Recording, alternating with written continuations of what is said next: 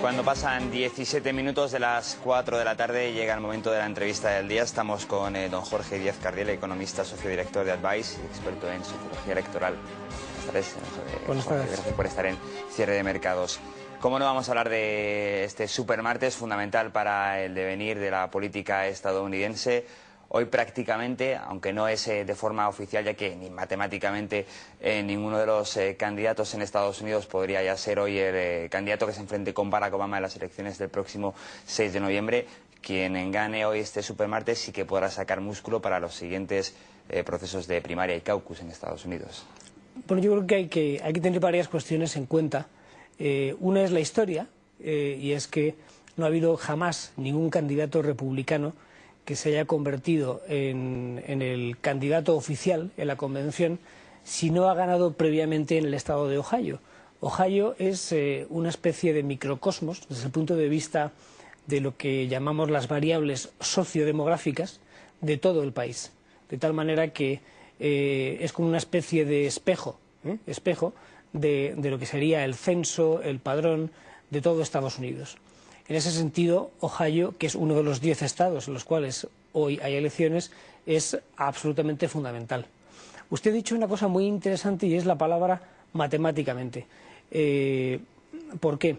Porque hasta el año 2008 el Partido Republicano tenía unas normas por las cuales el ganador de las primarias, primarias o caucus, en cada uno de los estados donde hay elecciones, quien ganaba se llevaba todos los delegados, porque hay que recordar que las elecciones en Estados Unidos, tanto las primarias como las presidenciales, no son elecciones directas, sino que son indirectas. Se elige a un colegio electoral, que a su vez elige, en su caso, al candidato o en su caso al presidente. Entonces, las nuevas reglas puestas en marcha por el Partido Republicano hacen que matemáticamente sea imposible que de mañana, que de hoy, cuando mañana sepamos los resultados, haya un único vencedor. Pero sí cabe extraer algunas conclusiones de lo que pase mañana. Una es que conforme se vaya produciendo ese reparto proporcional, donde, por cierto, cada estado tiene sus propias normas, con lo cual intentar acertar en cada uno de ellos, y yo he hecho el ejercicio los últimos 6 días de intentar saber qué porcentaje de votos se iba a llevar cada uno de los 4 candidatos y, por tanto, qué número de delegados se iba a llevar. Pues la primera conclusión es, bueno, hay alguien que se llevará un mayor número de delegados. Hay 437 delegados en liza y, ojo, tan solo aquel que consiga en total 1.141 será candidato a la presidencia. Aquí hay varias personas que se la están jugando claramente. El primero es Romney, lleva 5 victorias consecutivas, más otras 2 previas.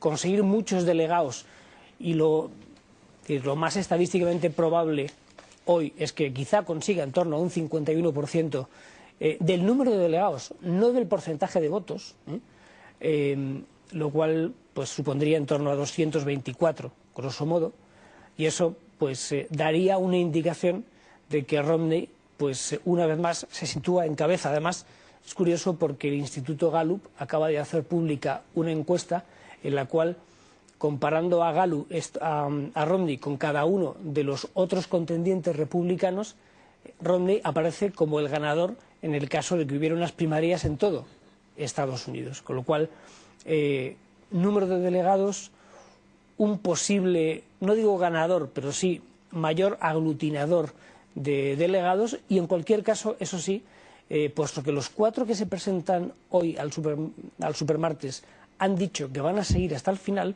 cabe prever que las primarias republicanas sean todavía largas, bien en semanas o en meses. En ese ámbito quería incidir yo, porque ¿no le parece que es un proceso de selección muy transparente, como es un proceso de primarias en cualquier partido, pero muy largo justo en un año electoral como es este, en el que a finales de noviembre se elige presidente del gobierno americano? Es decir, es una carrera de fondo en el que prácticamente dura un año. En agosto de 2011 se eligen los candidatos, se postulan los candidatos. y en agosto de 2012, en la conferencia de Tampa, se elegirá el candidato que se enfrentará con Barack Obama. Quizás no le están haciendo la campaña los demócratas cuando tengan que elegir candidato sea Mitt Romney, por el número de victorias que lleva y número de delegados en este proceso de primarias de cara a noviembre. Es decir, ¿con qué, llamémosle, legitimidad quizás, cuando los diferentes candidatos entre ellos se están reprochando unos su exceso de conservadurismo, otros que no tiene tanto conservadurismo, unos sus políticas? Cuando lleguen de agosto a noviembre la campaña electoral, Obama va a estar muy fresco, mientras que el candidato que salga elegido en este proceso de primarias va a estar muy desgastado dentro de su propio partido. De lo que usted ha dicho se derivan varias cuestiones. Una primera, al final del camino el Partido Republicano se va a encontrar con 4 candidatos, puesto que todos han dicho que quieren llegar efectivamente a Tampa, Florida, hasta el último día, extraordinariamente cansados desde 2 puntos de vista. Uno, desgastados electoralmente. ¿Por qué? Porque se están viendo obligados, entre comillas, obligados a insultarse unos a otros, y eso, bueno, a eso lo voy a denominar de una manera eufemística como una especie de lucha fratricida en un partido que tendría que estar mostrando unidad. Y lo que vemos es que conservadores sociales van por un lado, siguen a Rick Santorum en cuestiones como aborto, divorcio, lo que en Europa interpretaríamos como cuestiones éticas, morales o religiosas.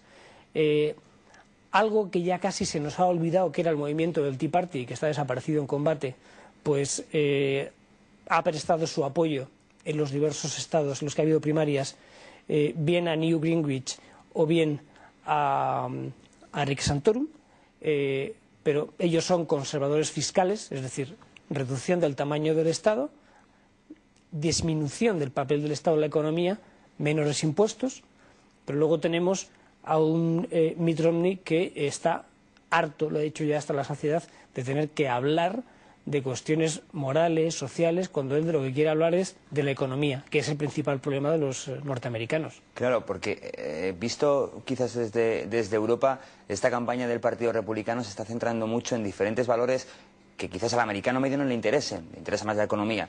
Y cada candidato se ha postulado como el más conservador de los 4 que quedan en liza por el mero hecho de aglutinar un puñado de votos que, como bien dice, ha ido a parar o bien a Newt Gingrich o bien a Rick Santorum.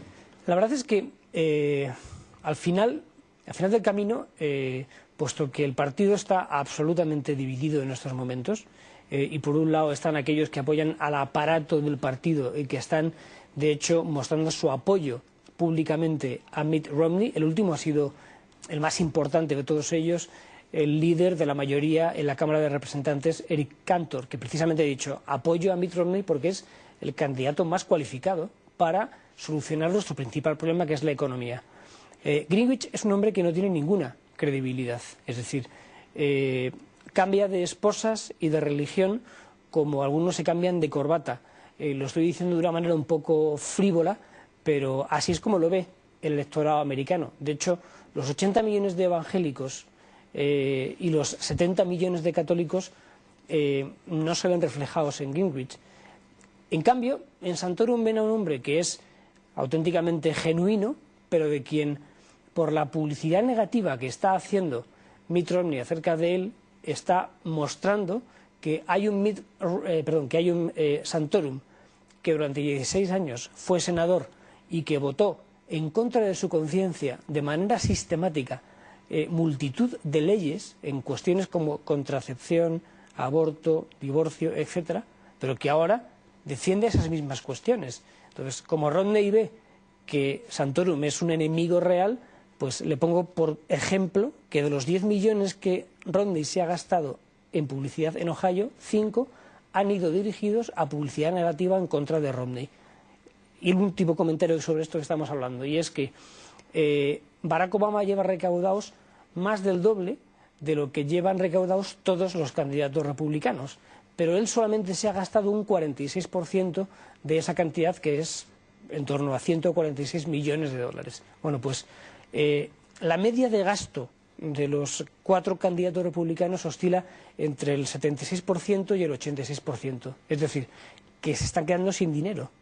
dinero que tendrían que emplear el día 6 de noviembre cuando se enfrenten con Barack Obama. Y ahí entran en juego esos comités de acción política que tan de moda han estado en las últimas semanas, sí, abordando sobre todo esa gran cantidad de dinero que Barack Obama en su recaudación sacaría al resto de candidatos, y de ahí lo que yo le comentaba sobre el posible desgaste del candidato republicano, sí, de aquí al proceso presidencial de noviembre. Hasta tal punto eso es así que, de hecho, todas las encuestas que yo he llevado a cabo en los últimos meses, desde que empezaron las primarias, enfrentando semanalmente a Barack Obama con cada uno de los 4 candidatos republicanos, sistemáticamente gana siempre Barack Obama.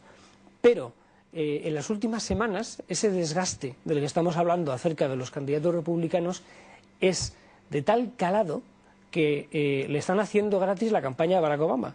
De tal manera que, primero, no se gasta dinero, segundo, no se desgasta políticamente, aun cuando cometió un error garrafal cuando decidió meterse en contra del Consejo de sus asesores, tanto católicos como judíos, al 50% de la Casa Blanca, en la cuestión de la contracepción dentro del marco de la reforma sanitaria, porque eso, según las encuestas, puso al 78% de todo el electorado americano en contra de Obama. Por eso Obama dio parcialmente marcha atrás, porque electoralmente no le venía bien. Por lo demás, su índice de aprobación, que estaba durante el año 2011 en una media aritmética del 43%, el más bajo del siglo junto con el de George Bush, resulta que a día de hoy es 48% de aprobación, 46% de desaprobación. Y además, si hubiera elecciones hoy, ganaría a cualquiera de los candidatos por un porcentaje de no menos de 10 puntos. ¿Y quizás el establishment republicano no podría haber optado por un número de candidatos más reducido? Es decir, ni Ron Paul ni Newt Gingrich han sido realmente trascendentes en este proceso de primarias en el Partido Republicano, y sin embargo van a durar hasta el final, lo que va a aumentar ese desgaste que estamos hablando para los dos favoritos, como son Mitt Romney y la eclosión de Rick Santorum. Pues, de hecho, esas dos personas que usted ha nombrado, Gingrich y Ron Paul, son un problema para el Partido Republicano. Gingrich, en la medida en la cual lo que puede hacer es decepcionar, desmotivar al electorado, porque no le ve como un candidato genuino.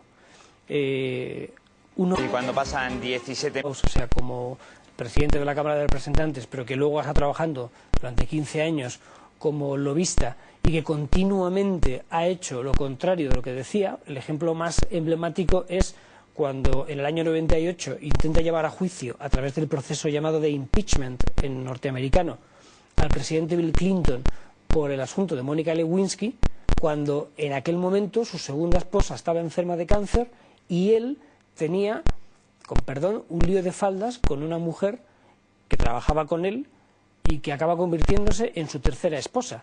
Es decir, critica acerca de Clinton sobre un tema que él mismo está haciendo, es ser infiel a su mujer.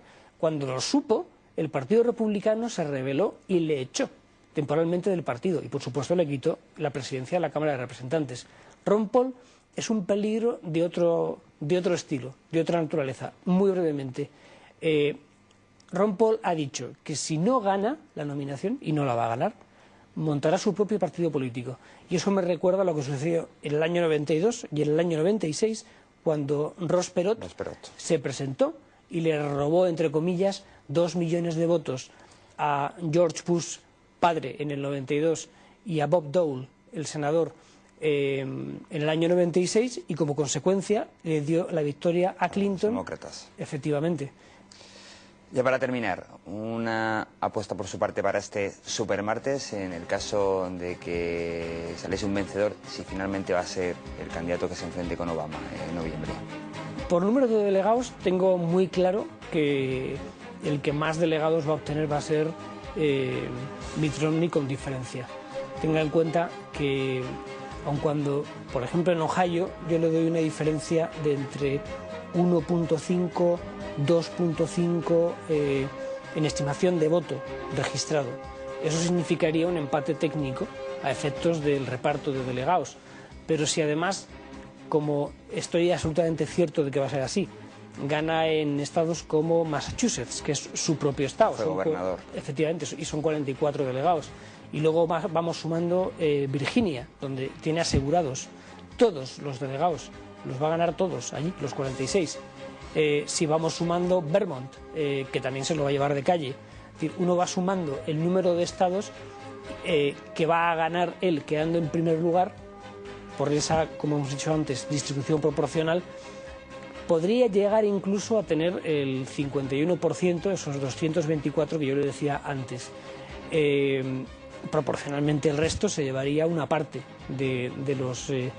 pero claro, nos queda un 49 que hay que repartir entre tres. Eso significa pues que un Santorum se lleva 76 delegados, grosso modo, Greenwich 87 y Ron Paul 25.